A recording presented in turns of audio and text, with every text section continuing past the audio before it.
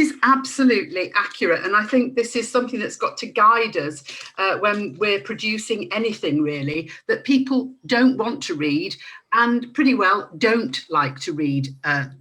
Any website, any social media, or anything that's posted on a website. And a website is really more like a filing cabinet than it is like a novel.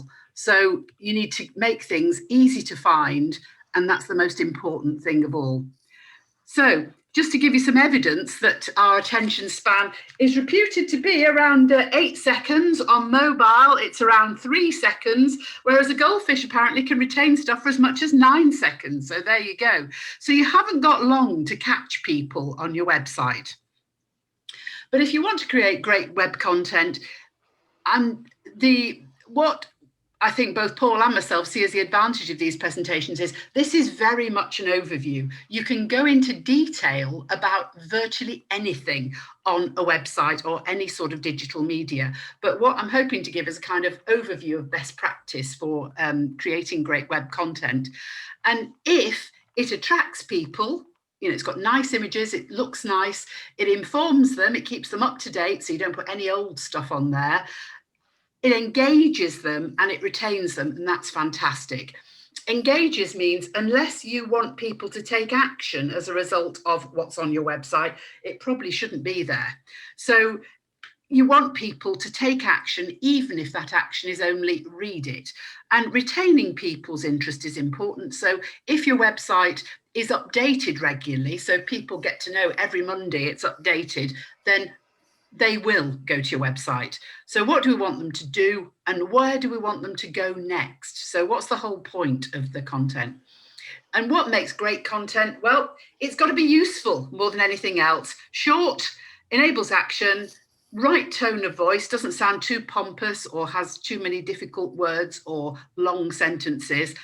Got to look attractive, be easy to find both on the page and by Google. And this is where search engine optimization comes in. So SEO is quite simply how you get Google to display your content when somebody puts in a relevant search. So why does it display your content rather than anybody else's? Why does it display your content at all? And the whole point is that we want to make a bigger impact in less time. And one of the things we've got to bear in mind is we don't want to waste your own time either. So you're not trying to waste the reader's time, but you don't want to waste yours either. So more is not necessarily a good thing. So how to use keywords that Google will pick up.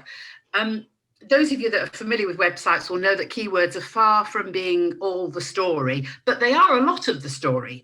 And mostly for U3A websites with a relatively limited audience, keywords is all you need to bother about.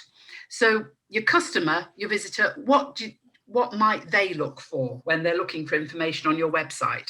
Keywords are the ones that your customers might key in. And of course, you can check your keyword just by keying them into Google and seeing what comes up. And bear in mind, both on social media and on your website, when you're searching for information, you can phrase things in the same thing in different ways. The classic nowadays being U3A. So U3A capital letters, U3A small letters, U3A combination of those will all be seen as different searches. So on social media, they'll all be seen as different hashtags. So it's something that I think U3A really needs to get a handle on, because otherwise they're diluting the impact of U3A right across the web. So some of your keywords go in the text that you write, but even more keywords go in the text that people don't see, the text that's not available to the public. So if you're a web editor, you're going to add more text. You're going to add the bits that are called tags or metadata. So you as a web editor would key in other words that people might search on. So in the text, you just refer to U3A, but in the tag or the metadata, you'd put in all the variants of U3A, so they'd all get picked up. So there are all sorts of common misspellings. The one I always talk about is IKEA. My Lord, their web editors must have a time. Because IKEA has these things with strange Swedish names, they have to key in all sorts of possible misspellings of those Swedish names into the metadata so that they come up when people are trying to search for them. And there are all sorts of variants as well, like whether you put a hyphen in e-news or not, or whether you say online as 2 words or as 1 word. So there's what you actually write, and then there's the keywords that actually help the search engines find out what information you want people to find.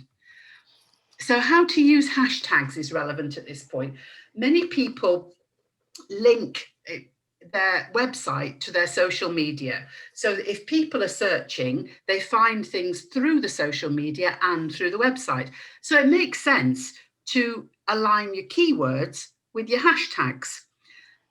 Hashtags are very easy, and hashtags are probably the #1 thing on the web that are grossly misused by an awful lot of people.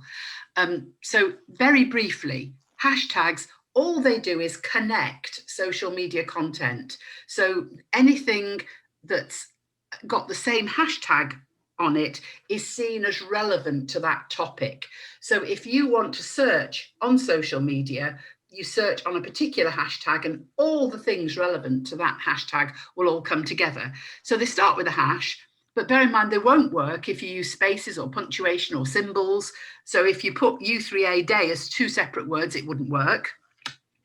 You have to use a specific hashtag consistently, and you have to make them short and easy to remember and use them sparingly. Some people definitely get hashtagitis and have a million hashtags going, which is impossible to police and becomes very irritating to the reader as well. So if you have an important hashtag, it should also be one of your keywords. So U3A day will probably be one of your hashtags. It should be one of your keywords as well. If you want to check how you're getting on, there's a free thing called Hashtagify Me. You can search any hashtag at all in the universe and see how popular it is. And it'll also show you if somebody's already taken that hashtag. So it's unlikely that somebody's already taken the hashtag U3A day, but it's possible. So search on that and you'll find out. So how do you help your customer find what they're looking for when they come to your website? Well, to be honest, for U3A generally, SEO at the local level isn't all that important compared with, a national website that's looking at thousands, potentially hundreds of thousands of visitors. Your customer, your person who comes to your website, probably comes to your website. They know that they want to, go to Lichfield U3A or Barnsley U3A or whatever. They know they're going to that website. It's just a question of finding stuff once they get to the website. So they don't need to search on Google. So how can you make your website information easy to find? Well, label your site logically. I've very recently become a site builder editor, and I found that our website had a section called Welcome. Well, it may sound friendly, but it isn't very useful. So organization might be better. So your labels should be very specific so people know what's underneath that label. And specific headings and subheadings. You remember when you were back at school and they talked to you about topic sentences, and I've just put a little reminder there what a topic sentence is. A sentence which says the main idea of a paragraph, and then you give the detail. And that's how you write for the web. You give the main information up front, and then you give people the opportunity to go into more detail. And short, short, short. So why is writing for the web different? Back in 2008, and I'm sure it's got a lot worse, on the average web page, people only read 28% of the words, probably more like 20. These days, probably more like 10. So if people see a mass of words on a web page, for a start, it completely turns them off, and they are not going to read it under any circumstances. Unless their lives depend on it, they are not going to read it. And most of the things that you are putting up there, people read voluntarily. So unless it is perhaps a how-to guide where they have to step through it, people will read as little as they possibly can. And web search and reading is task oriented. So they're not reading a novel, they're reading information to pick information out. So if you're writing for the web, sorry, you can't quite see all this, put the important information up front. For keywords, think about what your customer would key in to look for information. Headings, subheadings. I've looked a lot of U3A websites. Not many of them use clear headings and subheadings. The ones that do, I think, are far easier to navigate. And if you summarize the content in an introductory paragraph, then you can hyperlink through.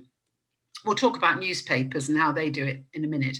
But you need to avoid having lots of words on a page. And a good rule of thumb is 20 words per sentence as a total maximum and 5 sentences per paragraph as a maximum.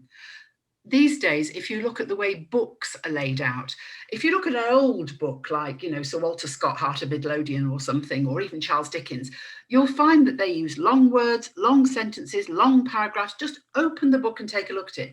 Look at a modern book.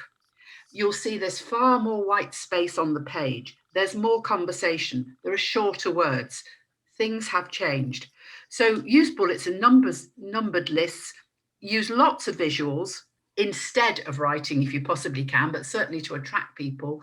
And use white space as much as you possibly can. And particularly those of us that have trained to be scientists, were educated at school to use the third person. So it may be possible to do something. No. On the internet, it's the present active. So you can do something. You're trying to prompt people to take action. So this isn't a scientific experiment. This is an urge to action. And always have a call to action. What do you want them to do? So pictures, we all know that pictures are worth 1,000 words at least. And it said that we process visuals 60,000 times faster than text. And a lot of communication is non-verbal. So pictures are exceptionally important. So content, you want to make it memorable and concise, and less has more impact. You've probably heard the phrase, if I'd had more time, I would have written less. I can't remember who actually said that. Perhaps you can, I should have keyed that into Google to find out who said it, but it's quite familiar, I'm sure. But content isn't just about what you write, it's about what you leave out. So if you go back to your writing and simplify, simplify, simplify, it will get better. And just because something is important doesn't mean to say that you need to say a lot about it. And I'll just put together a couple of examples from The Sun, which is well known for its headlines, but on 2 memorable occasions, one when there was a total eclipse, another 9/11, they didn't even use words on their front page, they used a picture.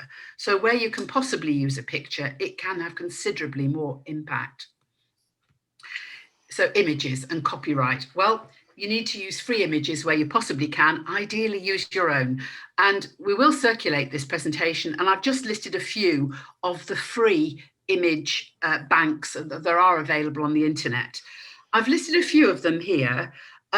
Personally, I have at least another 20 more that I use for my specific purpose because I do a lot of artwork. So I've got, architecture sites, portrait sites, animal sites, fish sites, the number of free, rights-free image sites on the internet are legion. So you want ones with good search engines and you can use them, and quite often without any attribution at all, you can just use them. So make your images accessible as well.